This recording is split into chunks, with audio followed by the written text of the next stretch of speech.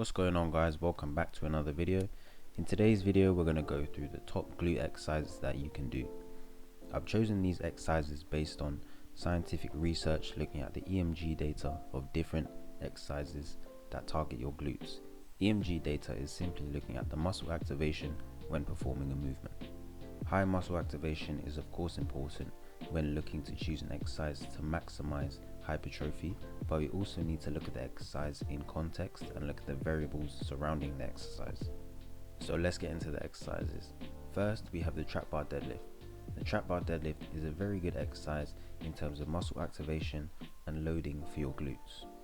The conventional deadlift has similar levels of activation to the trap bar deadlift, but I've chosen the trap bar deadlift more so because of the aspect of safety. Not only can you lift more, but the technique is less complex and there's less stress on your lower back. Next, we have Bulgarian split squats. Again, these have high levels of glute activation. Firstly, I just want to touch on the setup and the technique.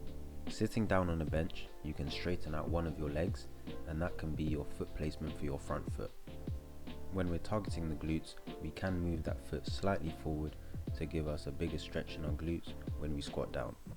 We also want to lean forward slightly to again give us a bigger stretch on our glutes. Here I'm demonstrating the main mistake people make with this movement. Instead of going straight down, they bring their knee backwards and shift their weight towards their back leg. By shifting our weight towards our back leg, we take away the tension from the front leg and specifically the glute that we're targeting. When performing the Bulgarian split squat, you should not be able to sit back on your own heels. Instead, imagine you're creating a straight line downwards with your knee. Another issue people may have is balance.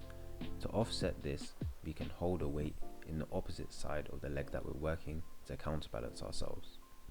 To maximize the effectiveness of this exercise, we should aim to get our hip and knee both at 90 degrees. The next exercise that we have is step ups. This is one of the best glute builders that you can do.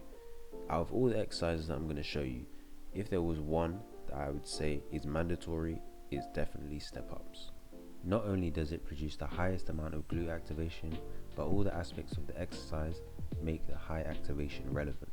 The main aspect is the starting position of the exercise, which we produce force from. When we start the movement, our glute is already in a lengthened position, and putting tension through our muscles in the most optimal and lengthened position is what's going to cause our muscles to grow. There are some key aspects that you want to focus on when performing this exercise, and some key things that you want to avoid to making sure you're maximizing the effect of the exercise. Firstly, you want to ensure that you're in the correct position and the most optimal position if you're trying to target your glutes. This optimal position would be your hip and knee around 90 degrees and your torso is slightly leaning forward. The main focus is making sure that your torso is slightly leant forward, because this is what's going to add length to the glutes as you perform the movement. The other key aspect that you want to focus on is how you commence the movement. A lot of people make the mistake of pushing off their back leg and not focusing on pushing solely off their front leg. This is something that slightly leaning forward can help with, because you're shifting your weight to your front leg, so you're not going to get as much propulsion from your back leg. There are various ways to perform step ups, as you can see from my demonstrations. My personal favorite is to use the Smith machine, because this removes any stability demands and allows me to load heavier. The next exercise that we have is reverse lunges, which is good for many reasons. Not only because of the high levels of glute activation, but also because of the improved hip mobility that we get from performing it.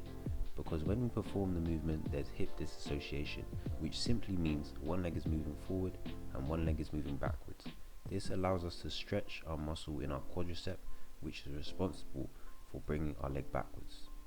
Another benefit of this exercise is that it's again a single leg exercise. With these single leg exercises, we get good glute medius activation. The glute medius is the muscle that sits at the top and to the side of the entire glute. This is responsible for abduction and stabilizing our hip. These can be targeted directly, but you're still going to get good activation when you perform these single leg exercises. The key thing to focus on with this exercise is that when you step back, you're not pushing off your back leg, but rather you're trying to drag your body forward with the front leg and activate your glutes. Lastly, we have hip thrust. It's no secret that this is a good exercise to build your glutes. I think it's slightly overhyped in terms of how it compares to all the other exercises in terms of building glutes, but it's still a good exercise regardless, and I wouldn't completely discard it. The hip thrust does produce large amount of glute activation and does have a lot of tension at the top of the movement, which is good, but I wouldn't call it the best glute builder purely for this reason as well.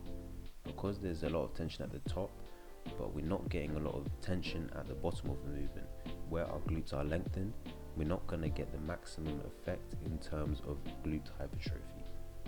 If our aim is hypertrophy and building muscle size, then we need to place tension on the muscle at longer lengths, and the hip thrust isn't that great at doing this. It's still a good movement, but don't make it the only movement that you do for building glutes, as it won't be the most optimal training for you.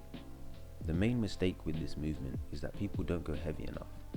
Compared to a deadlift, you can go much heavier with a hip thrust because you're in a better mechanical position. When hip thrusting, you want to bring your feet close towards you so you don't get too much hamstring activation and can actually isolate your glutes, and also you want to try and keep your chest and head tilted forward so you're not flinging yourself back and not using your back to lift the weight up. That's it for this video, guys. Subscribe for more. Thanks for watching, and I'll see you in the next one.